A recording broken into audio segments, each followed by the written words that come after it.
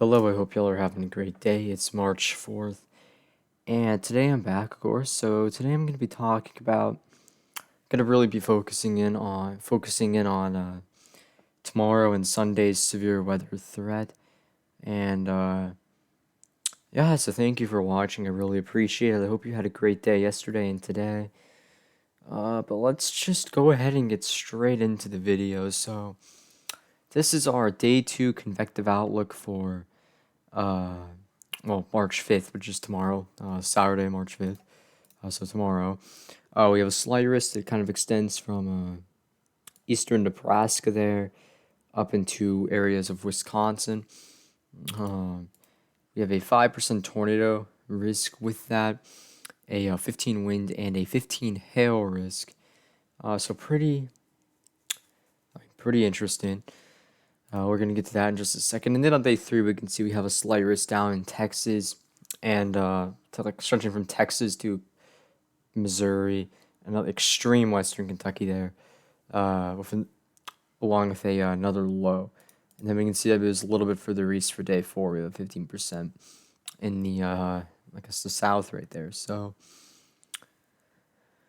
let's go ahead and get started looking at models. So I have reflectivity pulled up here on the latest HRRR runner, not the latest, but the 00Z, so it goes out pretty far. So we can actually look at tomorrow afternoon, tomorrow night. We're not looking at we're not really looking at reflectivity to look at reflectivity. We're looking at reflectivity to take soundings and analyze the environment a little bit here. So let me just lock it on forecast hour 21 here. So take a look at our actual dews. So we have dew points. We can see we have our low pressure system located around right here. Kind of a general setup like this. Surface winds coming out of the south or southwest in some areas. I mean, definitely this area right here looks interesting. Take a sounding here. I mean, very interesting. We can see the HRRR doesn't really indicate any convection ongoing at this time. Or wait, no. Okay, well, we were just starting to get some storms to go off in western Iowa. But then we can see by 22Z, which is just getting in. This is 4 p.m. 4 p.m. tomorrow afternoon. Which actually, or wait, I don't think this is the weekend time change. I think it's next weekend, but this is 4 p.m. tomorrow afternoon. We can see clear convection along our, kind of right with our low. Take a sounding, and I mean, that's a bit contaminated. Not really, but stick another one down here. We can see this really shows us a lot. So our thermodynamics, our instability is marginal, but it is there. We have a decent bit of moisture, a dew point of 57. I mean, we have winds not really turning a whole lot. I mean, we don't really have a lot of directional shear, a little bit of speed shear. I mean, generally the Hodo, I mean, it doesn't look the best, but doesn't look terrible either. We go ahead another hour. It's 5 p.m. now. We see our low is now kind of in northern Iowa. Let's take a sounding to the east of that low, and that is contaminated. Let me take a look at Let me go back to reflectivity to see what we have going on here. Okay, we have some storms kind of approaching the Des Moines area. We'll have to see. That is really contaminated for some reason. Okay, here we go. This is a little contaminated, but we're still gonna use it. So we have a little bit of some better shear, I guess. I mean, we do have definitely a little more shear. SRH is moderate. Cape, and once again, Cape is on the lower side. D Cape is a little. It's like moderate, I guess. Hodo does look a little weird, but I mean, yeah, overall, that's a very interesting sounding to say the least. And then by let's go ahead 2 hours. This is now 6 p.m. or so it would be no, it would be 7 p.m. My bad. We can see clear line of storms, but want to take a sounding in eastern Iowa here. I mean, it definitely looks like the storms might start to lose their tornadic potential. I mean, we are starting to get a little bit of that, a little bit of capping. I mean, probably because we're getting kind of, it's after dark, or well, it's 7 p.m., so it's probably getting close to dark. If it's not already dark, uh, it's probably already dark at this time. I'm pretty positive, but instability is still there. Decape is okay. I mean, not really high. Shear is there, but I mean, it's getting a bit dicey at around 700 millibars. So I don't know. I don't think that would really support tornadoes. Uh, but yeah, and then down into like further in the Missouri. Uh, this actually does look pretty interesting, but like this first part of the Hodo looks good, but then we see this, which I think it's somewhat related to the fact that we have like winds really shifting back out of the east. Really, they're backing at around 500 millibars, which is really not what we want to see. So, I mean, that could maybe limit the tornado risk. I wouldn't really have a high tornado threat down here now. This is my outlook. I forgot to write that it's not. Now, okay, just before I show you all this is not official. Not official. The only reason I created this is just to was just for me. Don't even. I'm just showing this to show you all what I have, but not official. I forgot to write not official on the top of this. My bad. But just remember, it's not official. I'll just write that right here real quick, just so y'all know. Yeah, sorry, it's hard to write with a mouse for me, but okay. But we can see I have my slight risk down in a little bit of northern Missouri there. I mean, really wind. I feel like we could see a wind threat. My greatest tornado probability is kind of in between, kind of right to the northwest of Des Moines there. I also don't have my slight risk as far west as the SPC. We'll see how that works. I'm not with this Alec though. I'm really not trying to like beat the SPC or anything, because I'm not. The SPC is a billion times better than me. They are really good. I am bad at forecasting, in my opinion.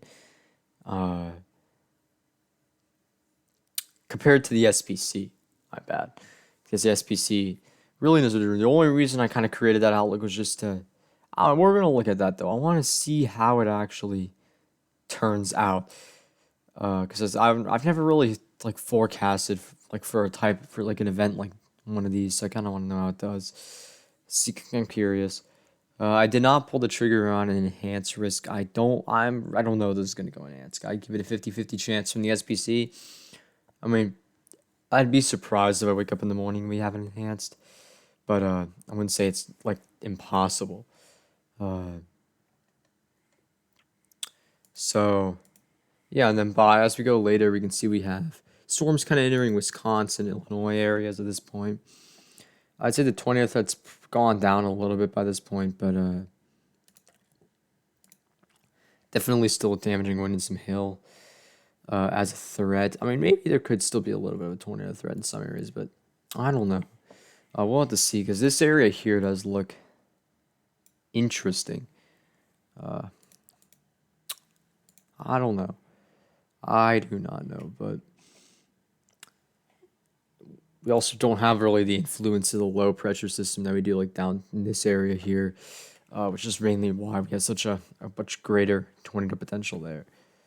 But I want to go ahead and talk about our day two, day two risk, which is mainly looking kind of overnight here. So go ahead and talk about that. And I'm a little bit crunch on time because I have to be up very early in the morning. I have to be up at like 6.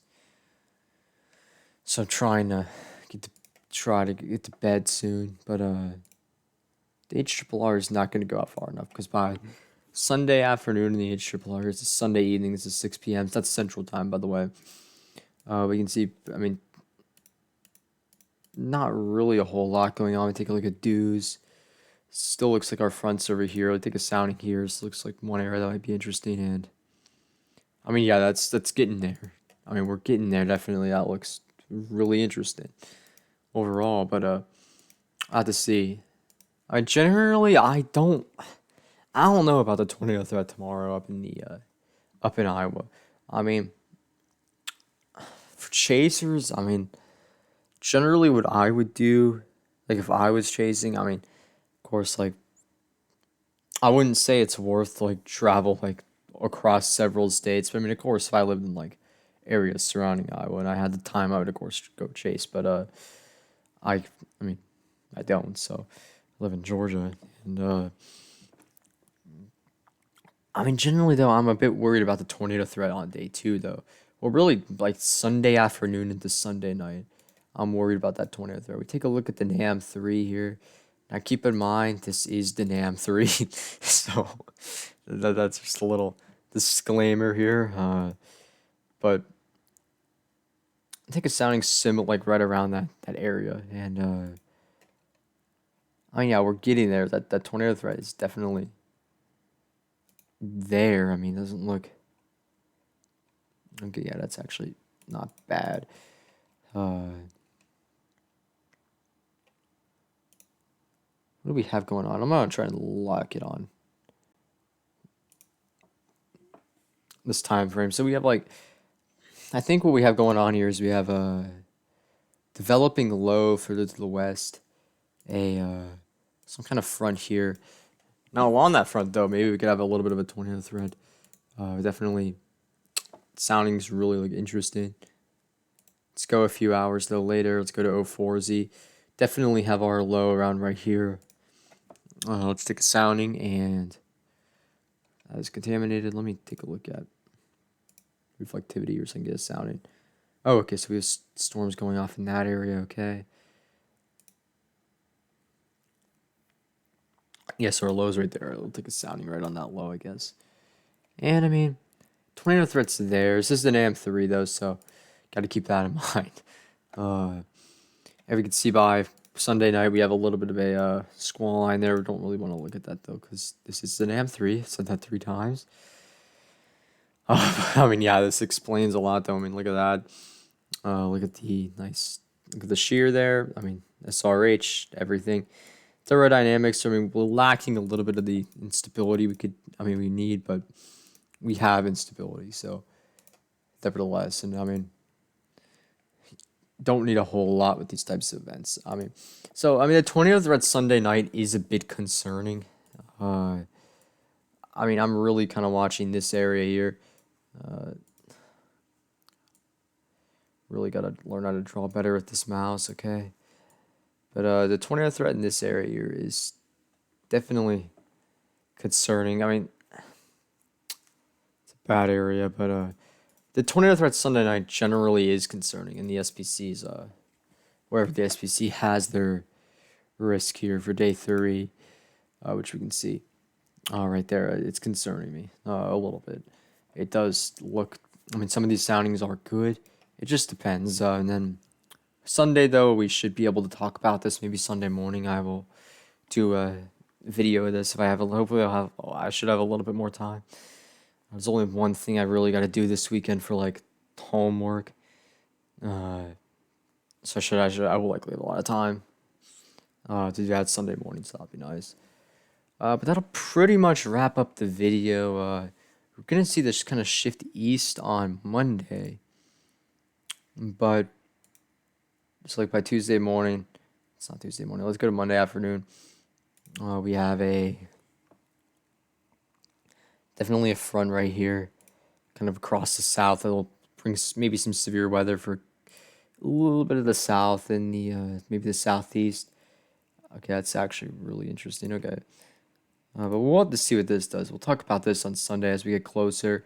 But I mean, definitely with these soundings, it looks like we might actually have a tornado threat as well. Some of these photos are pretty good. So I mean, we're gonna really want to watch Monday.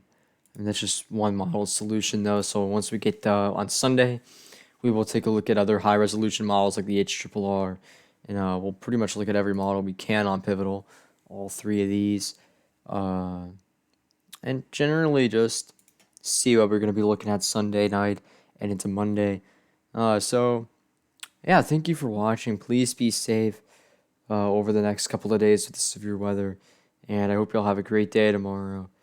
By the way, I will leave my I guess Twitter account in the profile, or not my profile, my description. I'll leave my Twitter in the description. So hopefully there, considering I can't live stream because my computer can't handle it anymore. I'm going to be, and I may not be at home because I'm trying to get a new desk. I will try and give you all updates on Twitter. So I hope you all have a great day tomorrow. Please be safe and goodbye.